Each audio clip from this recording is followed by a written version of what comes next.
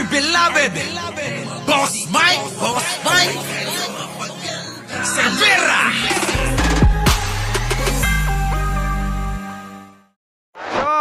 Mr. President! Pangulong Marcos Jr. na mas dumami pa ang mga Pinoy na sumusuporta sa kanya batay huyan sa pinakahuling survey ng Octa Research Group. Kumbinsido ang Pangulo na nararamdaman umano ng sambayanang Pilipino ang pagsisikap ng kanyang administrasyon para maiangat ang buhay ng bawat Pilipino. Eden Santos sa balita. Sarah, iyak na yung mga yan, Siyempre, yung mga DD-shit, iiyak din. Siyempre, babatikusin nila yan sa abot ng kanilang hangganan ng kakayanan. Bakit? Hanggang ganito lang yung kaya nila Diba? Hindi naman nila kayang abutin paano nyo ipapaliwanag sa tao yan? Sige nga, paano nyo ipapaliwanag sa tao na nakikita si Pangulong Bongbong Marcos na nagtatrabaho? Mga kababayan, may ebidensya kasi Nakikita si Pangulo Inaabot ang taong bayan. Pinupuntahan. Si Fiona, kailan nyo nakita? Diba? Yan ang presidente. Hindi na, alam nyo, sa totoo lang, mga kababayan, si Pangulo kasi, trabaho lang ng trabaho. Parang walang pakialam sa mga desperadong galawan ng mga Duterte. Crispin Padernos, Di ba, Walang pakialam You can see the big difference. Tama. Di ba, mga kababayan? Ang hina Hindi pang Pangulo. Mga kababayan, siguro sa Davao, dahil yun ang baluarte nila, doon na lang sa Davao. Diba, Rodi-Ronimo? Doon na lang sa Davao. Pero yung pang national, Diyos ko, ang hirap ipagkatiwala ang bansa sa isang presidenteng katulad ni Sara. Diba? Ikinatuwa ni Pangulong Ferdinand Marcos Jr. ang muling pagtaas ng kanyang rating sa Octa Survey. Sa resulta ng tugon ng masa survey ng Octa, tumaas sa 36% noong June 2024 ang mga Pilipino na nais ma-identify na pro-Marcos mula sa 31% noong March, habang bumaba ang mga pro-Duterte sa 16% mula sa 20% sa kaparehong peryodo. Mga kababayan, marami akong kaibigan na nasa kabila. Oo. Sila mismo nagchichismisan kami. Nagchichismisan kami. Oo. Larry Carabeo, opo. Nagchichismisan kami. Ano sabi nila? Pambira, Bakit kaya hindi namin mapaangat si Sara, tsaka grupo namin? Sabi ko kasi ginagamitan kasi ng utak yan. Kasi sanay naman sila sa akin magbiro. Sanay silang nagbibiro ako ng gano'n, Mami Granny, Sabi ko ginagamitan ng utak yan. Wala yan sa salita. Lahat ng laban dapat gamitan ng ng utak. Pag wala kang utak, hindi mo maipapanalo. Oo, ang laban, hindi mo maipapanalo. Di ba? Aminado sila na maraming fake news silang nilalabas tulad ng fake video na nagpopolboron si Pangulo. Sabi nga nung isa sabi pa nung isa, oo nga bakit kasi nilabas-labas yung video na yan? Kundi ba ng mga gunggong din itong mga kasama namin? Sabi, pero may mga kasama yon. Pero meron bang ganon? Ganon ba pagsinghot ng cocaine? Hindi naman ganon Hindi ganon, mga kababayan. Oo. Baka siguro nag-amoy ng utot. Pwede pa, pero yung ganon ang pagsinghot, wala! Sikap ng kanyang administrasyon para maiangat ang buhay ng bawat Pilipino. Eden Santos sa balita. Ikinatuwa ni Pangulong Ferdinand Marcos Jr. ang... Hoy, natutuwa ang Pangulo, dahil sa pagsuporta nyo po sa walang sawang pagsuporta at pagmamahal, tiwala na binibigay nyo kay Pangulong Bongbong Marcos, ayun na po, nagpapasalamat po sa inyo, Oo. Siyempre sama-sama po tayo, Jonski, 'di ba? Oh. 'Di ba mga kababayan? Nagpapasalamat na ang Pangulo sa atin. Dapat gano'n. Simpleng-simpleng banat pero may dating. Muling pagtaas ng kanyang rating sa Okta survey. Sa resulta ng tugon ng masa survey ng Okta, tumaas sa 36% noong June 2024. June 2024, Lever Ortiz, thank you naman ha. Oo, naku, Diyos ko po. Ha? Tingnan nyo.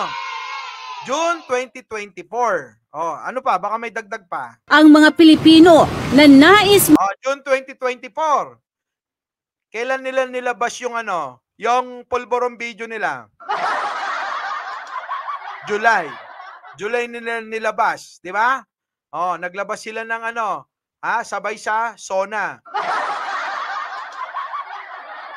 Mga kababayan, pag nag-survey uli yan, asahan nyo na yung lalong paglagapak. Bakit? Alam na ng tao na niloloko sila. Masisira sila sa tao. Bakit? Kasi nga, halatado na yung kanilang propaganda na niloloko nila ang taong bayan dahil dyan sa video na yan. Tapos ano pa? Dagdag nyo pa si Kati Buni. Nilabas na naman nila na wala na namang kredibilidad. Diba? Walang kredibilidad. Diba? ma-identify na pro-Marcos mula sa 31% noong March habang bumaba ang mga pro-Duterte sa 16% mula sa 20% sa kaparehong peryodo. Naniniwala ang Pangulo na nakikita at nararamdaman ng mga Pilipino ang mga ginagawa ng kanyang administrasyon. Pero agad na nilinaw ni PBBM na hindi siya nagtatrabaho para sa ratings, kundi narinig ninyo mga hindi siya nagtatrabaho para sa ratings. Bakit? Hindi niya na kailangan yun! Oy! Mga DD-chef, makinig kayo Si Pangulo, hindi niya na kailangan magtrabaho para sa ratings. Bakit? Pangulo na eh! Hello everywhere. Pangulo na eh! Diba? Pangulo na, si Presidente Bongbong Marcos, hoy, gising, makinig kayo, DD-shit. Para saan pa yan? Rating na yan. Sa ayaw at gusto ninyo, magtatrabaho siya para sa taong bayan. Okay? Hindi pagsipsip yun. Alam nyo kung ano yun? Obligasyon sa taong bayan yun. Kininayo. Para saan pang rating? Panalo na siya. Kay Banat Bay mismo galing yan. Bakit? Ano sabi niya? Hindi na kailangan magbayad ni Bongbong Marcos, sabi pa nga niya eh. Bakit? Panalo na eh. 'Di ba? Kung may mga magbabayad man diyan, yung may mga intensyon. 'Di ba? Una, sino-sino yung may mga intensyon? Sabi ni Banat ba 'yon intensyong mang-agaw ng kapangyarihan. Intensyon, mayroong interes na tumakbong presidente. Yun yung mga yun. Kininayo. Pero si Pangulo, bahala kayo sa buhay nyo. Diba? Yan lang naman ang gusto ni Pangulo eh. Magsilbi. Diba? Kung merong mali, tama. Ganon lang. Wiset, diba? Sorry naman po. nagtatrabaho para sa ratings, kundi para sa pagunlad at pag-angat ng buhay ng mga Pilipino. Yun ang sinasabi ko. Oy, Sara, makinig ka kay President Bongbong, I have to say that it is nice to know that people are beginning to understand what we are trying to do. And I think that may be because we really don't, hindi kami nagde-decide dahil para sa magandang survey. Nagde-decide kami para pagandahin ang buhay ng Pilipinas. Kaya Yan ang sinasabi ko. Di ba ganun mga diskarte? Hindi yung lahat gagawin nilang mga paninira, ganyan, di ba? Walang dating eh. Mga ganun eh. Babalik sa kanila yun eh. Di ba? Parang si Sara, Walang kadating-dating mga sinasabi. Ito, tingnan niyo si Pangulo, simpleng-simple lang yung mga banat, pero malupit. Tuloy-tuloy ang mga ganun pa rin ang gagawin namin. Ang lupit talaga. Sa mga tangamangmang, nasaan yung mga basher natin? Hindi ako nag-i-enjoy, walang basher eh. Ayan oh. Oh, yung mga ginagawa ni Pangulo. Naghahanap kayo, di ba? Naghahanap kayo ng ginawa ni Pangulo.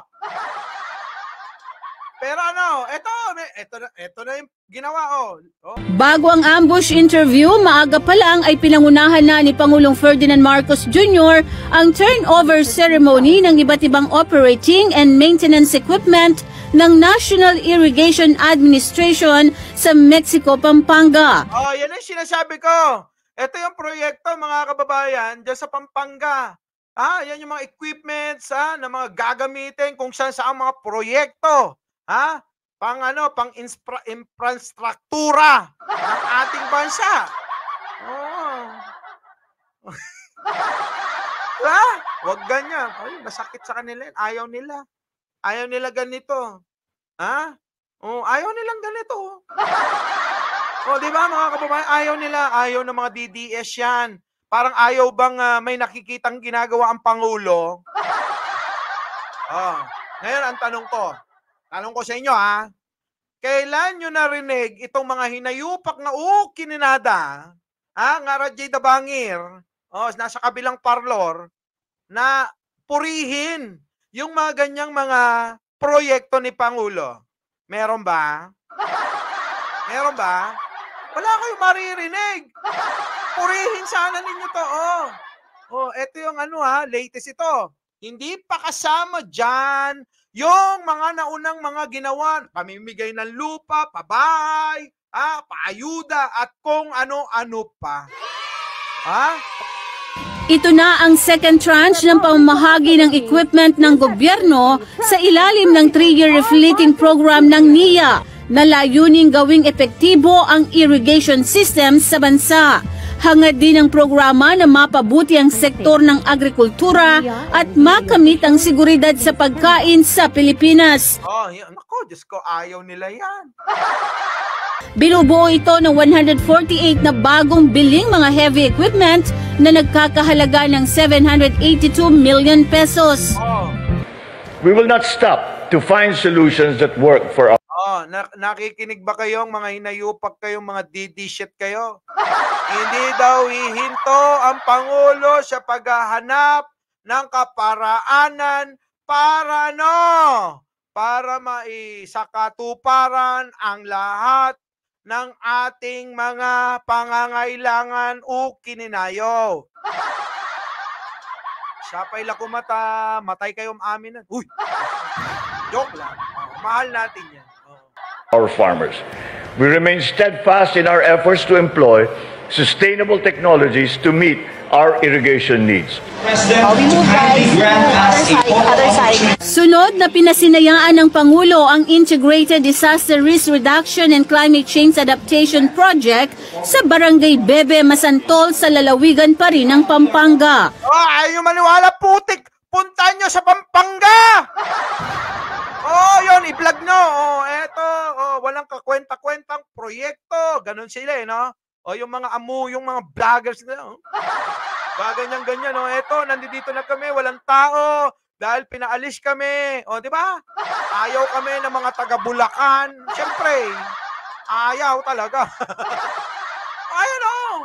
Mga proyekto ni Pangulo. Sige, tuloy. Pasok. Ang natapos na flood mitigation project ng Department of Public Works and Highways ay magpapaunlad sa katatagan at proteksyon sa panahon ng bagyo para sa mga bayan ng Makabebe. Alam naman natin yan, isa yan sa mga tinatamaan lagi ng pagbaha. Di ba? Dito sa amin yan, Sir Mike, sabi ni Mel de la Cruz. Yayayain mo yung mga DD shit. Sabi mo, i-vlog nyo nga itong proyekto ni Pangulo dito sa Pampanga. Kasi, pintasan nyo, ganon. Santol, Minalin at Santo Tomas sa Pampanga. Magugunita na nakaranas ng matinding pagbaha ang iba't ibang lugar sa Pampanga sa nakalipas na bagyong Karina at Habagat. Ayon kay Pangulong Marcos, kapag ito ay nakumpleto, inaasahan na mula 66 days ay magiging 17 days na lang ang itatagal ng tubig baha sa mga komunidad. Kita nyo? Sarah Brightman, Di nila maintindihan ito. Paano kaya natin to ipapaliwanag sa mga DD shit? Tulungan nyo nga ako, mga kababayan. Makialam naman kayo. We are very optimistic that this will redound to improving the people's lives by enhancing the disaster resilience of all our communities. Nagpasalamat naman ang mga lokal na opisyal ng Pampanga sa proyekto at inaasahan na hindi na maranasan ng mga residente ang matinding baha. Anya, ang Pampanga ay nagsisilbing catch basin ng lahat ng tubig mula sa Luzon. We are so grateful for the support of the national government throughout the years. This loan was conceptualized during the time of President. Ay, hindi ba ito? Tiniyak naman ni DPWH Secretary Manuel Bonoan na ang proyekto ay pinonduhan sa pamamagitan ng Official Development Assistance o ODA mula sa Republic of Korea sa ilalim ng loan agreement kasama ang Korean Economic Development Cooperation Fund. Bilang karagdagan, Yan, Irene Villanueva, yan, Sir Mike, babae. Yan ba yun? Ngayon, ay natauhan na siguro. Natauhan na, di ba? Oo, di ba? Tuloy natin, Sa proyekto, may mga gagawin pang 3 bagong tulay, 5 footbridge, 8 alak ka, 3 bagong tulay, 5 footbridge. Dami. Hindi yung build, putik na yan. Yung build niya, ilan lang natapos. Sakit talaga sa utak. Di ba? Pero ang kinim pa yung Skyway. Yung Skyway, pag sa mga bumabiyahe, Skyway, mula sa may Balintawak, yung paakyat, Skyway. Ang may proyekto yan baka namamali kayo. Hindi si Digong. San Miguel Corporation. Para lang sa kaliwanagan mga kababayan. Mamaliin kayo kasi inaari nila yan na proyekto daw ni Digong Ang Skyway, mga kababayan, ayaan ay proyekto ng San Miguel Corporation. Maliwanag. Hindi ni Digong. Si Digong, sa dami ng sinabi niyang proyekto, siguro naman na lalagpas ng 2 sa daliri ko. Private pa yan. Private yan. Di ba? Build sa bulsa. Bet. Di ba? Pasok. sluice gates at Aurora Sarmiento, Minji Kim. Ilocano, nagpapada tayo. Mars Pega, di ba? Nagatidog live mo. Sugarod. Naapo, 2 orasan. Agpaada tayo. Palpasin tayo lang dati ito ko, Tapusin lang natin to. Paalaman na tayo. 164 pond gates na lalong makatutulong sa pagtugon sa pagbaha, tidal backflows at epekto ng climate change. This project directly provided initial benefits to the towns of Macabebe, Masantol, Minalin, and Santo Tomas, improving resilience and protection during typhoon seasons. The project involves comprehensive work on 4 rivers, the 3rd river, Kaduwa. Guston talib mon, Boss Mike, tamaturog tayo, sugarod. Mga anak pa yaak, palutok pa buridibod. Bulang lang, di ba? Naima si bulang lang kat. Sige, tuloy. Ang Tete River, Sapang Maragol River, and Eastern Branch Channel that flow into Manila Bay. This includes excavation, dredging, and widening of waterways, as well as embankment construction. These improvements are essential for reducing flood risk in areas susceptible to tidal backflows and effects of climate change. Kita nyo mga kababayan, yung climate change pinaghahandaan na ni Pangulo. Si Digong ang pinaghahandaan, alam nyo kung ano? pinaghahandaan yung mga papatayin na pagkakamalan nilang mga adictus. Ito. Our beloved, Boss